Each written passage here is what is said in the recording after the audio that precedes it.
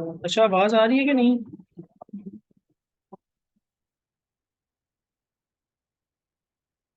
Hello. Yes sir. मैं Audible हूँ या नहीं? सब क्लियर है।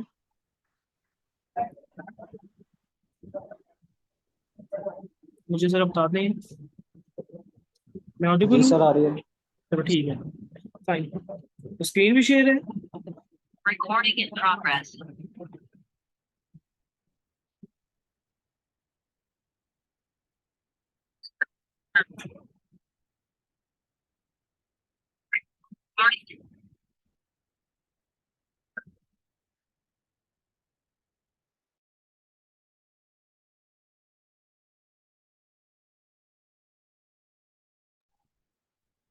ठीक है। तो मैं थर्ड पॉइंट इज जो मीडिया का रोल है वो डे बाय डे अब इंक्रीज हो रहा है। और जितनी भी पाकिस्तान के किसी भी अगर कॉर्नर पे कोई भी इरेगुलरिटी होती है, एनोमली होती है, या किस तरह की अनसर्टेनिटी टाइप सिचुएशन होती है, तो मीडिया का रोल वहां पर बहुत इंपॉर्टेंट होता है। और कभी भी ये पसंद आना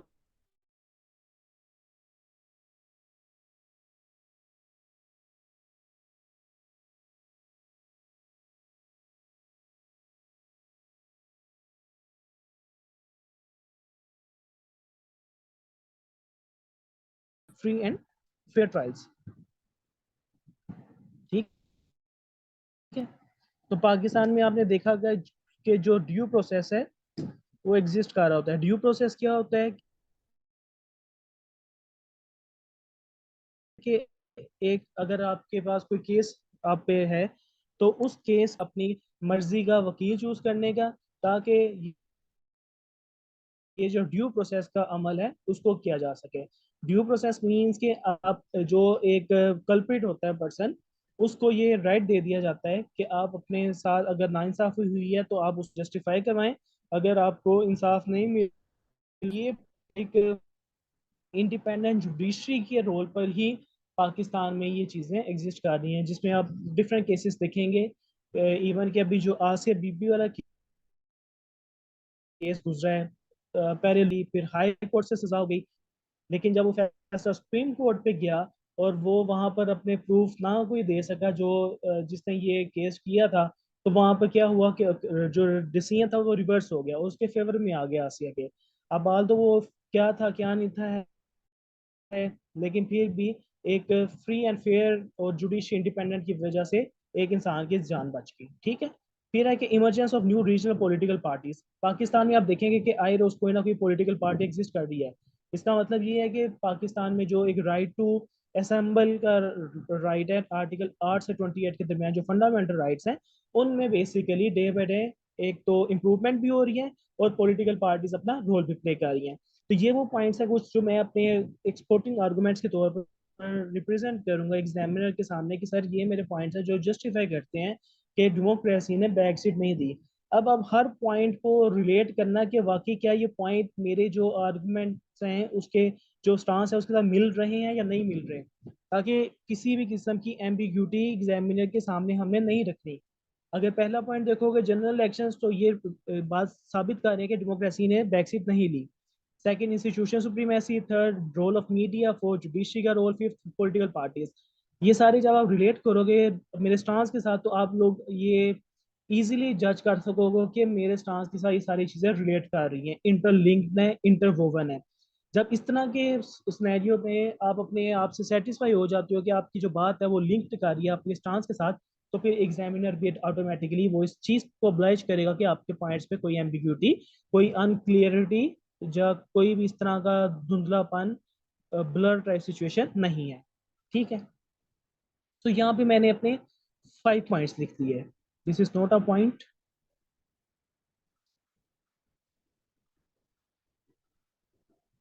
clear at every corner of the world. तो ये पॉइंट नहीं है। तो टोटल 5 पॉइंट्स लिख दिए मैंने अभी यहाँ पे, एक मिनी ऐसे के तौर पर। अब जब मैंने अपने स्टांस को क्लियर कर दिया, बता दिया, तो फिर बारी आती है ओपोनेंट की।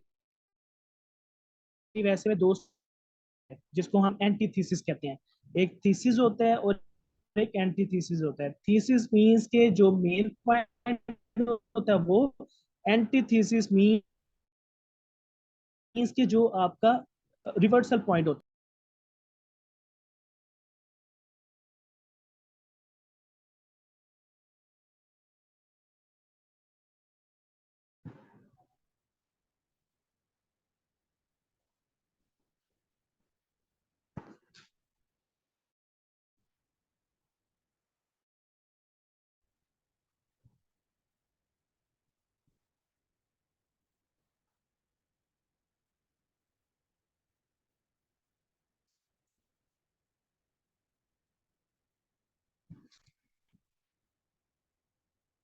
आज थोड़ा ये इंटरनेट डिस्टर्बेंस क्रिएट कर रहा है, लेकिन आई होप सो कि कल को कोई देखते हैं इस पे। ठीक है, तो फर्स्ट स्टांस आपका हो गया। सेकंड, आपका जो ओपोनेंट का स्टांस है वो बहुत कमजोर होना चाहिए। आपके जो पॉइंट्स होंगे, जो सपोर्टिंग आर्गुमेंट्स होंगे, बहुत फ्रेजाइल, बहुत वीक होने चाहिए, ताकि एग्जामिनर को ये लगे कि आपका ये जो आइडियाज हैं ये बहुत कमजोर है।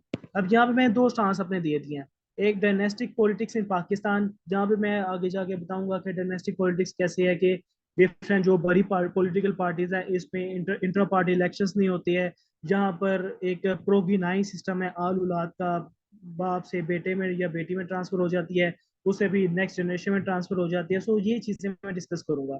एंड थर्ड, सेकंड पॉइंट जो मेरा होगा वो this one, absence of accountability of the rulers.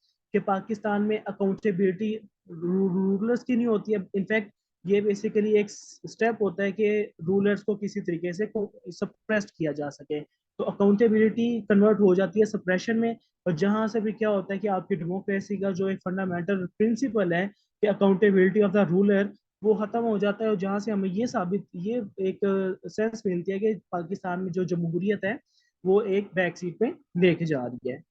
Fine. और फिर जो मेरी थर्ड, जो मेरी one two three fifth, fifth जो मेरी प्राइमरी हेडिंग है वो मेरी होगी आप सजेशंस की। और जो सिक्स मेरी प्राइमरी हेडिंग है that is based on the conclusion. ठीक है, ये कंक्लूजन।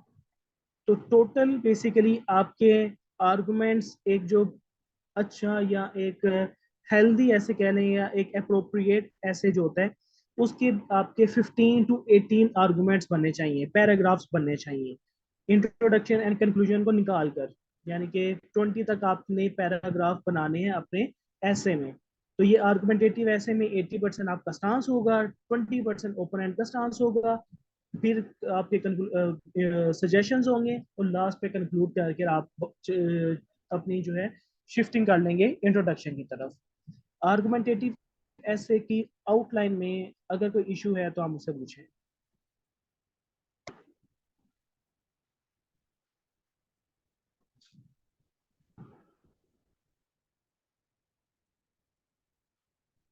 जहां तक क्लियर है बात?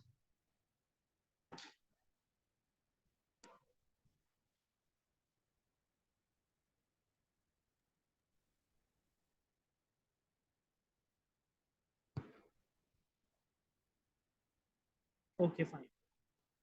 अब आपने क्या करना है कि पिछले 2016 से लेकर 2000, बल्कि 2018 में पेपर ज्यादा आया हुआ है आर्गुमेंट बेस पे। तो आपने या 16 17 18 3 साल के जो आर्गुमेंटेटिव ऐसे हैं, उसकी जस्ट आपने प्राइमरी हेडिंग्स लिखनी है। अभी I am not saying to you write down your arguments, अभी जस्ट जो प्राइमरी हेडिंग्स हैं आपने वो लिखनी है, ताकि आपका इसमें हाथ सेट हो जाए। ठीक है, ये चीज़ आपने अपने माइंड में लास्ट में इंडोर्स कर लेनी है। अब नेक्स्ट है आपका डिस्क्रिप्टिव ऐसे। डिस्क्रिप्टिव ऐसे मीन्स के डिस्क्राइब करनी है वो चीज़ को जो एग्जामिनर ने आपसे पूछी है। इसमें आपके ने जरा सा भी जो स्टेटमेंट होती है उससे दाएं बाएं नहीं होना, हमेशा रेलेवेंट रहना है, टू द पॉइंट रहना है, और जो जो वर्डिंग उसने यूज की है सेम सेम वर्डिंग आप यूज करेंगे। ठीक है, कैसे? So this is your topic, terrorism in Pakistan, causes and consequences. तो डिस्क्रिप्टिव ऐसे में मैं बताया था कि वो हमेशा आपसे दो चीजें पैरेलल वे में पूछ रहा होता है। कभी प्रोज एंड कॉन्स पूछ लेता है, कभी एडवांटेजेस एंड डिसएडवांटेज पूछ लेता है, कभी बूम्स एंड ब्लेसिंग पूछ लेता है, कभी वो आपसे ब्लेसिंग्स एंड कर्स पूछ लेता है, और कभी आपसे कॉन्सिक्वेंसेज एंड चैलेंजेस पूछ लेता है। सो दिस इज एन ऐसे which is based on an descriptive type. तो हम इसको सोल्व कैसे करेंगे डेस्क्रिप्टिव वे में, इसको हम देखते हैं।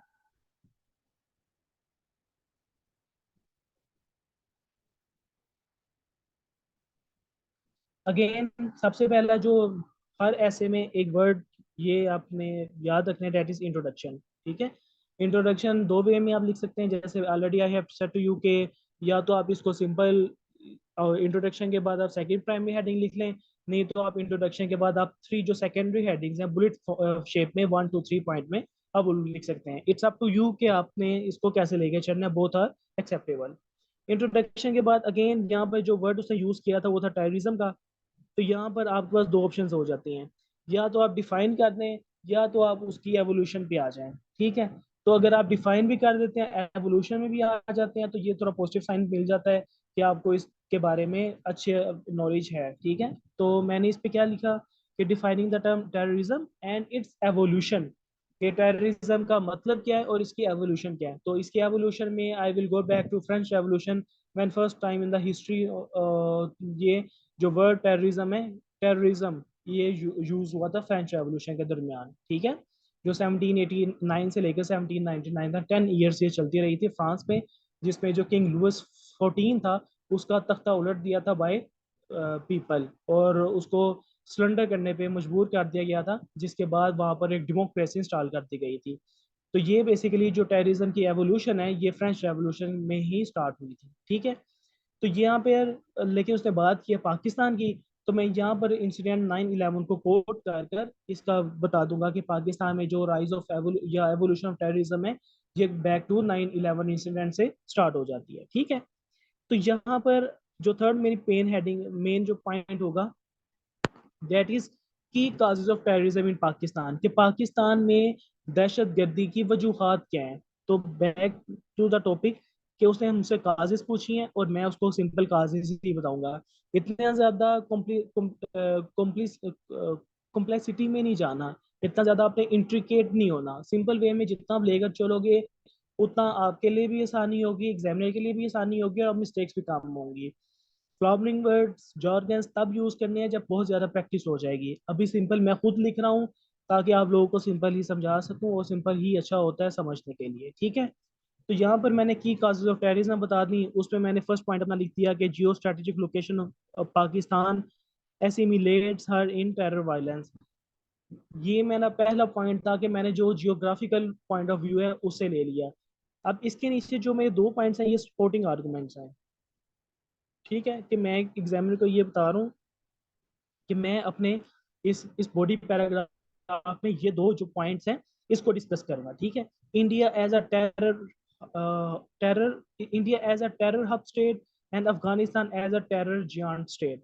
अब इंडिया पे थोड़ा डिस्कस करूंगा कि इंडिया कैसे वहां पर हिंदुत्व के नाम पर या अपनी एक आइडियालॉजी जो एक ब्रूटल आइडियालॉजी है उसकी, उसको कैसे एक टेरर वे में सपोर्ट कर रहा है, एक वायलेंस की शेप में सपोर्ट कर रहा होता है। और टेररिज्म का जो लिटरल मीनिंग होता है वो होता है बाय फोर्स किसी चीज को आप इम्प्लीमेंट करवाते हैं। तो इंडिया में आप देख लोगे कि बाय फोर्स वो जो है मुसलमानों को कह रहे हैं कि आप अपना जो रिलीजन है उसको चेंज करें। तो जो हिंदुत्व आइडियोलॉजी है इसको बेसिकली वो प्रमोट कर रहे हैं बाय आरएसएस माइंडसेट। ठीक है, सेकंड पॉइंट क्या है, Afghanistan as a terror giant state. तो अफगानिस्तान में आप देखेंगे कि जितने भी वहां पर इस टाइम बैंड ऑर्गेनाइजेशंस हैं, जिसमें ईस्ट तुर्कस्तान ग्रुप है जो वहां पर काबुल के साइड पे जो है वर्किंग करता है, इस तरह तहरीक तालिबान अफगानिस्तान, तहरीक तालिबान पाकिस्तान, इस तरह के जो मिलिटेंट ग्रुप्स हैं, ये बेसिकली एक टेरर वायलेंस क्रिएट करता है, जिसकी वजह से पाकिस्तान भी उसके लपेट में आ जाता है। और भी मजबूरन पाकिस्तान को भी कहा जाता है कि पाकिस्तान जो है ये टेरर एक्टिविटीज को कैसे काउंटर करे या उसमें कैसे ये इंडल्ज हो चुका है और कैसे फिर हम उसे निकल रहे हैं। ठीक है, तो ये काजिज मैंने लिखी है। पहले सेकंड लिखिए कि fragile law and order situation across the state, उस पर फिर मैं स्पोर्टिंग आर्गुमेंट्स में दूंगा फाटा रीजन का, बलोचिस्तान इंसर्जेंसी का। कि फाटा रीजन में जो ट्राइबल एरियाज है उसमें कैसे जो एक इंसर्जेंट ग्रुप्स हैं या मिलिटेंट ग्रुप्स हैं वो अपना रोल कैसे प्ले कर रहे हैं, और हमारा जो लॉ एंड ऑर्डर की सिचुएशन है वो किस तरह फ्रेजाइल हो चुकी है कि उन सब चीज़ों को वो ओवरकम कर सके। फिर मैं इलिटरेसी का मैं डिस्कस करूंगा कि पाकिस्तान में जो एक जहालत टाइप सिचुएशन है, लोग इतने लिटरेट नहीं है, वो सेंस ऑफ थॉट नहीं रखते, वो इस चीज़ को नहीं समझ रहे कि टेररिज्म कितनी बड़ी एक पाकिस्तान के लिए ये आफत है, और ये इलिटरेसी की वजह से पाकिस्तान में डे बाई डे प्रोमोट हो रहा है। तो ये मैं बता दूंगा कि BLA Balochistan liberation army and Pashtun Tahafuz movement, तो वो भी लोग वही लोग सपोर्ट कर रहे हैं जो इलिटरेट है, जिसमें जो ना तो पीस को समझते हैं अच्छे वे में, और ना ही वो पाकिस्तान की जो सोवरेंटी है उसको सही वे में अंडरस्टैंड करते हैं, उसको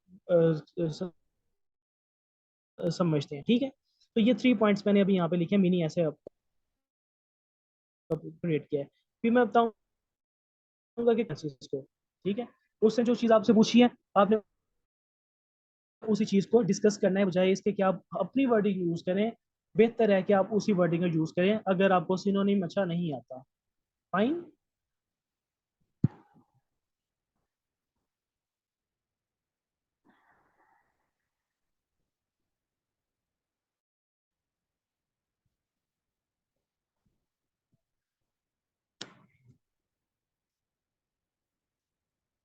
ठीक है, तो अगेन मैं कॉन्सिक्वेंसेस में मैंने 3 कॉन्सिक्वेंसेस लिखे, इकोनॉमी का, फंडामेंटल राइट्स का और फॉरेन इंटरवेंशन का। अब ये जो इकोनॉमी की अनसर्टेनिटी है, ये मैं बताऊंगा कि कैसे जो टेररिज्म के कॉन्सिक्वेंसेस पाकिस्तान में पड़े थे, कि वो पाकिस्तान को टू आई थिंक सो कि if I am not wrong $6 billion का आई थिंक सो के नुकसान हुआ था। ठीक है, ये फैक्ट्स हैं, ये आपने याद रखने हैं। तो इकोनॉमिक अनसर्टेनिटी की मैं बताऊंगा कि पाकिस्तान में कोई बिजनेस नहीं था ओपन करता है, पाकिस्तान को कोई बाहर से आकर कंपनी नहीं थी यहाँ पर अपना प्लांट्स वगैरह लगाते हैं। पाकिस्तान के जो इंटरनल मैटर्स थे वो इस टाइम डिस्ट्रक्शन का शिकार थे। इवन के पाकिस्तान में जो 80,000 कैजुअलिटीज हुई थी वो भी ये टेररिज्म की वजह से ही हुई थी। तो ये कॉन्सिक्वेंसेस थे, उसके असरात थे। कॉन्सिक्वेंसेस होता है कि कोई चीज़ हो जाए, उसके बाद उसके जो असरात इरप्ट होते हैं, that is basically a consequences. फिर फंडामेंटल राइट्स को कैसे ये टेररिज्म की वजह से सबोताज किया जाता है, कि वो वहाँ पर एक लाइन ड्रा कर दी जाती है कि आपने इस एरिया में जाना है, इस एरिया में नहीं जाना। अगर कोई इस तरह का इवेंट होता है, जिस तरह ये लास्ट डेज में था, इवेंट हुआ था जो हमारा ये अफवाज पाकिस्तान के जो ये प्लेसेस हैं वहाँ पर अटैक हुआ था, that is a very bad thing. तो वो अटैक जो था उसकी बेस पे क्या हुआ था कि इंटरनेट सर्विस बंद कर दी गई थी। तो ये एक फंडामेंटल राइट था, लेकिन हमने अपनी सेफ्टी भी रखनी है मद्देनजर, जिसकी वजह से ये चीज़ें आपके fundamental right. Osama bin Laden वाला 2011 का इंसिडेंट था, कि कैसे एक फॉरेन लोग आते हैं, वो ऑपरेशन कर देते हैं पाकिस्तान में, पाकिस्तान की परमिशन के बगैर। That is a severe threat to sovereignty and territory to of Pakistan. लेकिन फिर भी हमने कॉम्प्रोमाइज़ किया, क्योंकि टेररिज्म एक ज़्यादा बुरी चीज़ है, उसको उसके लिए हमने इसको कॉम्प्रोमाइज़ कर लिया। तो ये चीज़ें हैं। फिर आप जो फोर्थ आपकी प्राइमरी हेडिंग होगी, आप उस पर स्टेप्स लिखेंगे, और कि हमने कौन कौन से स्टेप्स लिए थे इस चीज़ को ख़त्म करने के लिए। फिर 6 पे आप सजेशंस दे दोगे, और 7 पे आप कंक्लूड कर दोगे।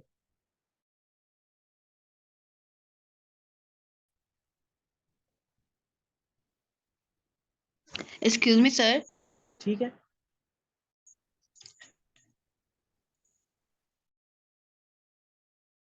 सर दिस ये वन इज योर इसमें 7th हम पॉइंट कंक्लूजन, जहाँ पर अपनी सर बात को ये आप कंक्लूड कर देंगे। कंक्लूजन मीन्स के आपकी बात अब खत्म हो गई है। लिख दिया इंट्रोडक्शन के सर बाद, आपको या मेरी तो आप आवाज आ बैकग्राउंड रही लिख है? दोगे या तो आप उसको डिफाइन कर दोगे। अगर आप दोनों चीजें लिख दोगे तो that will be a good point. ठीक है, थर्ड।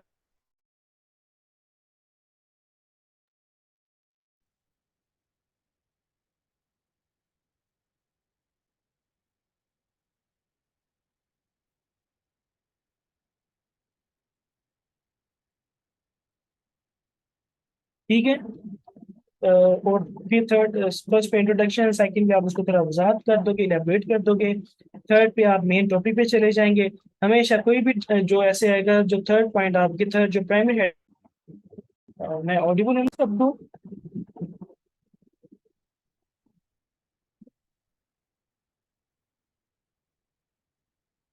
आवाज ठीक है मुझे? अभी ताले आवाज ठीक है? फिर इसको बाइट अप करते हैं। एनीवन? ओके, ठीक है। Recording in progress. Recording in progress. Recording in progress. Recording in progress. Recording in progress. Recording in progress.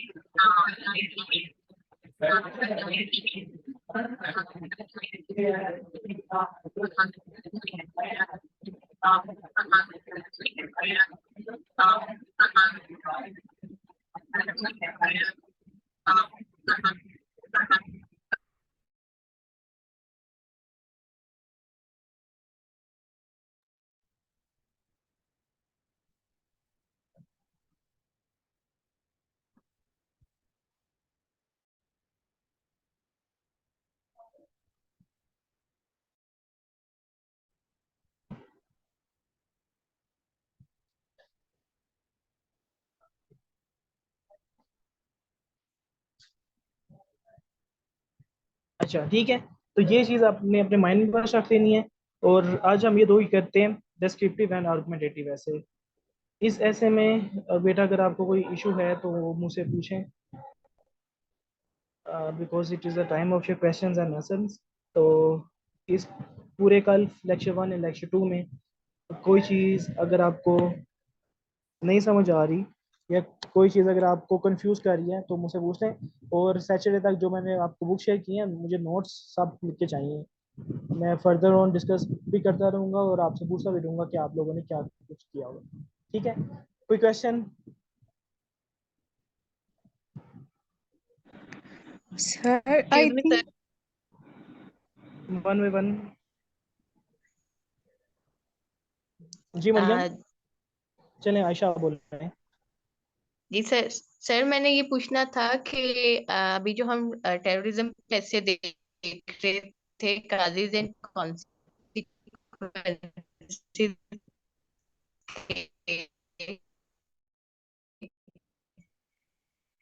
तो सर उसमें हमें जो करंट सिचुएशन है वो लिखनी होगी, वो नहीं, जी, की अब क्या सिचुएशन है?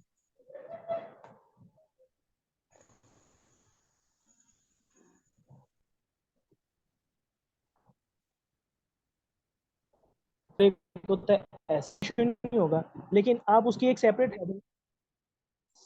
हेडिंग नहीं देंगे। ठीक है, उसको जस्ट आप किसी पैराग्राफ में या आप कंक्लूजन में उसको कर दोगे कि कंक्लूड करने से पहले या कंक्लूजन में आप जब कंक्लूड करते हो अपनी बात को, उस पैराग्राफ में आप लिख सकते हो कि करंट स्टेटस ये है टेररिज्म का हम पाकिस्तान। सिंध में रहने वाले सिंधिए माने नवाजे हैं सारे।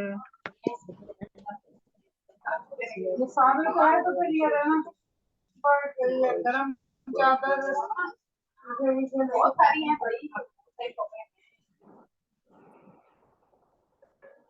ठीक है ईशा, क्लियर है? जी सर, जी सर, ठीक है। That's good. यस मरियम, आपका क्वेश्चन था।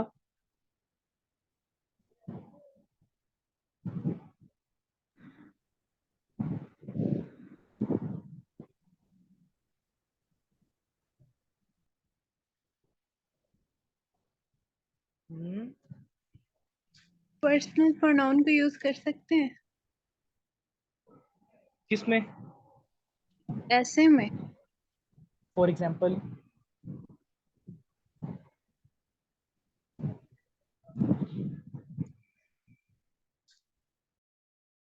For example for example I think, जैसे कि कंक्लूजन में आप कहो कि आई थिंक ऐसा हो जाएगा, नहीं कंक्लूजन में नहीं, कहीं भी भी सजेशंस में जैसे कि हम कहते हैं अपना ख्याल देना, जैसे आई का यूज करना, तो ऐसे हो जाता है।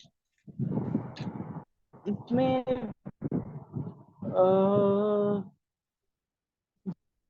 ये तब होता है कि जब आपके पास जो है ना आर्गुमेंट्स बहुत वीक हो, आपने रिसर्च ना की हो या रिसर्च पेपर कम पढ़े हो, तो वो होता है कि जब आप अपनी बात को कन्वे कर दो, तो बेटर ये होता है कि आप किसी पर्सनैलिटी के नाम पर बात शेयर कर दो, वो ऑथेंटिक भी होती है, तो उसको एक्सेप्ट भी कर लिया जाता है, और उसके साथ चीज़ें एग्जामिनर को ये आइडिया होता है कि इस बंदे के पास नॉलेज भी है। अगर आप ये कहोगे ना according to my observation current situation of Pakistan is due to political parties, तो ये कहेगा कि ये इसकी अपनी राय है। लेकिन आप ये कहोगे ना अकॉर्डिंग टू परवेज खुद by the current situation of Pakistan is due to political parties, तो ये कहेगा बात इसने बंदे ने ठीक की है। सो वो ज्यादा जो है इस चीज को अब्लाइज करते हैं कि जो किसी के रेफरेंस पे हो, तो इसलिए रेफरेंसेस बहुत ज्यादा आपके पास होने चाहिए।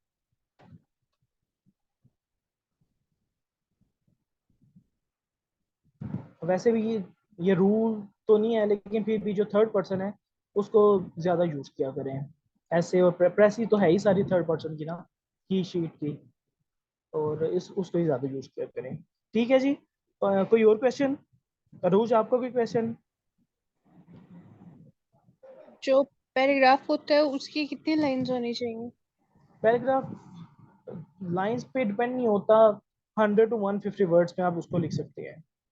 अब कुछ की लाइंस राइटिंग छोटी भी होती है, कुछ की बड़ी होती है, कोई खुला लिखते हैं, कोई तंग लिखते हैं, तो 100 to 150 वर्ड्स में आपका एक पैराग्राफ क्लोज होना चाहिए।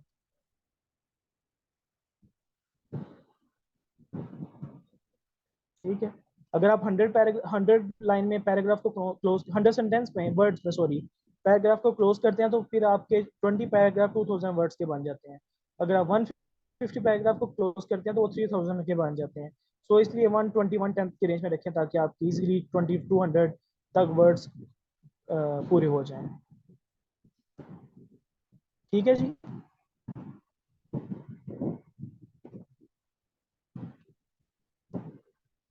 क्लियर है? आपने काम करने में आपको अभी ऐसे शेयर करूंगा 2016 से लेकर 2018 तक। इसमें जो डिस्क्रिप्टिव ऐसे है और जो आर्गुमेंटेटिव ऐसे है, इन दो एसेज की आपने जस्ट प्राइमरी हेडिंग, दो टाइप्स ऑफ हेडिंग्स होती हैं, प्राइमरी, एक सेकेंडरी। प्राइमरी वो होती है कि जो टॉपिक को रिलेट कर रही होती है, सेकेंडरी वो होती है जो टॉपिक को आगे डिस्क्राइब कर रही होती है। तो आपने जस्ट प्राइमरी हेडिंग्स बनानी है, लेट्स सपोज के consequences of Pakistan, consequences of this, becauses of this, ये प्राइमरी हेडिंग्स हैं जो पूछी गई हैं। तो आपने 2016, 2017 एंड 2018 3 इयर्स के पास्ट पेपर्स जो डिस्क्रिप्टिव एंड आर्गुमेंटेटिव हैं, वो आपने जस्ट प्राइमरी हेडिंग्स लिख कर मुझे सबमिट करवानी है कल क्लास से पहले पहले। ठीक है, ताकि मुझे आइडिया हो जाए कि आप लोगों ने कितना पिक कर लिया, और फिर हम मजीद इसको लेके चलते हैं। Fine. Okay. Okay. Take care of yourself.